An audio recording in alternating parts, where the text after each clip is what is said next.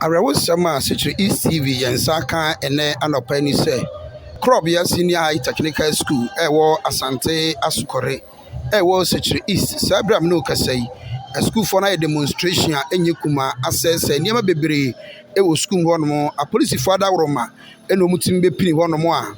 ema sabre pepepe ye etimi akoso nenso wemfonyi a etwa go Secretary East TV a saa eniema yi na nkoda yi access no Krobea Senior High Technical School ka sesi so nyina no mabobba ahwe no ebu okroma dane no abutu a ma sese niema abro sem kese a asi